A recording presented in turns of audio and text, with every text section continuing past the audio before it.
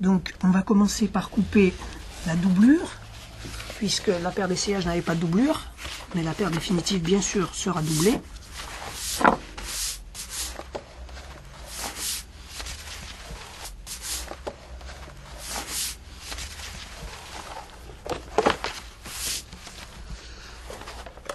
Alors pour la doublure, on a choisi un chevreau assez souple, assez fin, hein, de façon à conserver de la souplesse, mais quand même de la résistance.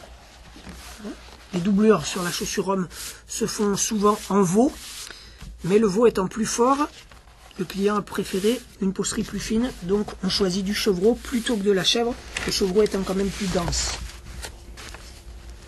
On va tracer la doublure sur chair, bien sûr, donc le côté chair étant ce côté-là et le côté fleur étant celui-là.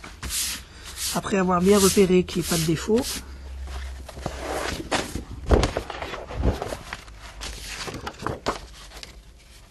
donc nous avions tracé sur notre patronage de doublure plus 0,6 de façon à avoir suffisamment de montage pour le volume que l'on va rajouter sur la forme.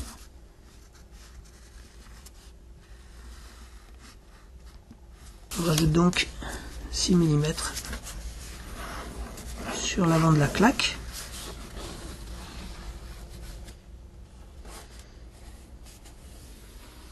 Voilà, on reprend bien sûr les points de piquage. Alors, il va de soi que les points de piquage se font bien par rapport au tracé de l'arrière de la doublure et non pas de la partie avant, puisqu'on a rajouté 6 mm de montage.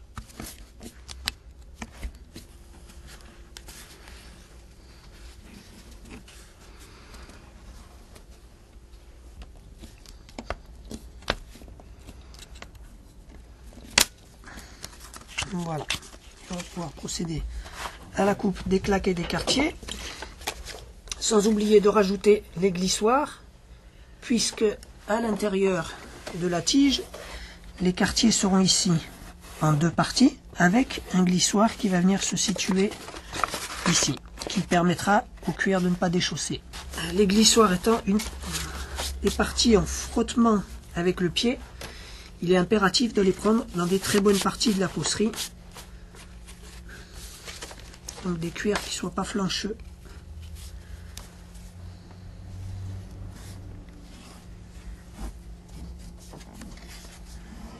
On a donc les deux claques qui vont se situer sur l'avant-pied, les 4 quartiers, 2 quartiers externes, 2 quartiers internes, et les 2 glissoires qui vont venir bloquer l'os du talon, le calcanéum. On a donc ici toutes nos pièces de doublure. On va pouvoir les découper.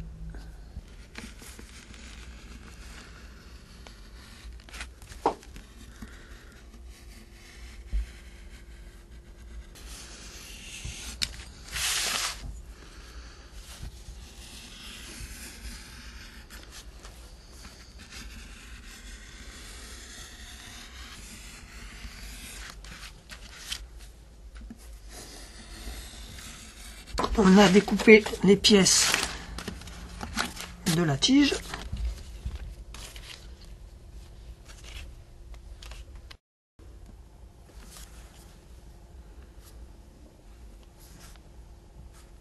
On va donc procéder à la même opération pour les pièces du dessus, c'est-à-dire la claque et les quartiers de la peaucerie du dessus.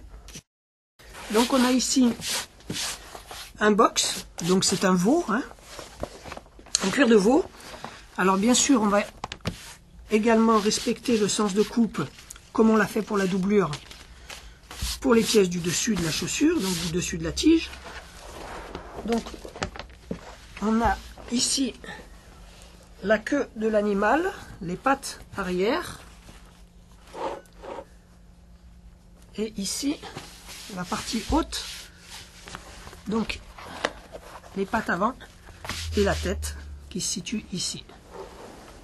Donc on va couper dans les meilleures parties, à savoir en s'éloignant bien sûr des parties creuses qui ont trop de prêt-à. Alors on a repéré bien sûr sur la peausserie les défauts éventuels, hein, les pièces qu'il faut éviter.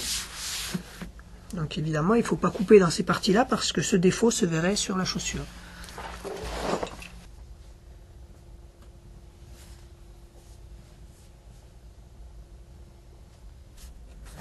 Voilà, je remarque donc les points qui vont permettre lors du piquage de la tige de bien positionner les quartiers sur la claque.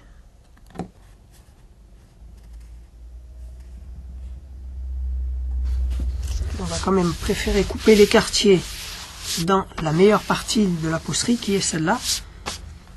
Donc si les claques se coupent dans le sens de la longueur, le prétend étant dans ce sens-là, les quartiers, eux, se coupent dans le sens de la hauteur, de façon à ce que la chaussure ne prête pas trop au niveau des quartiers.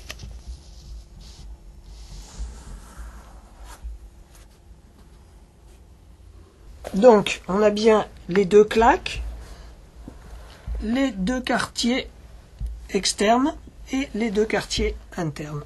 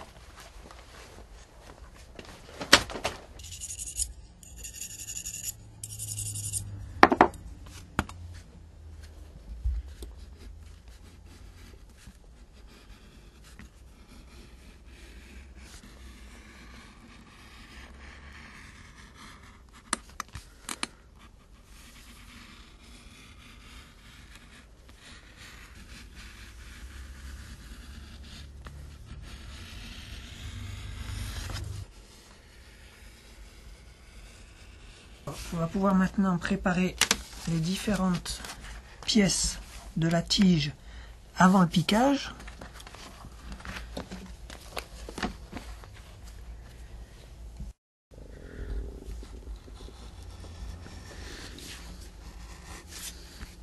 Donc ici la claque va se situer sous le quartier.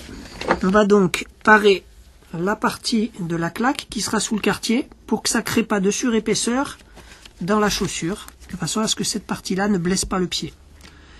Donc on va parer le dessous bien sûr.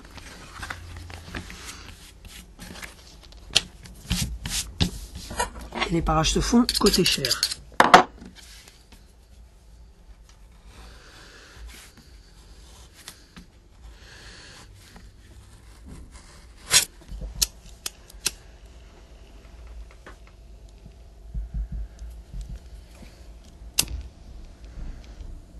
Alors ça permet de faire une finition plus lisse.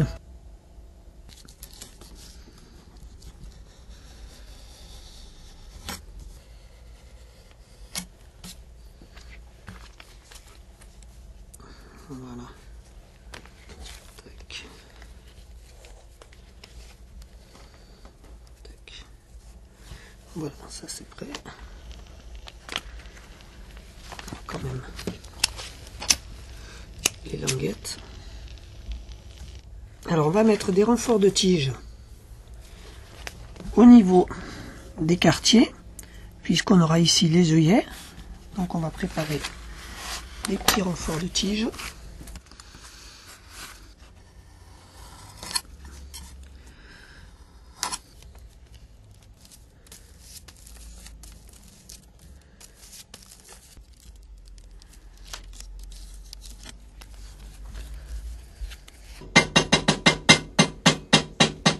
Alors on part également les doublures.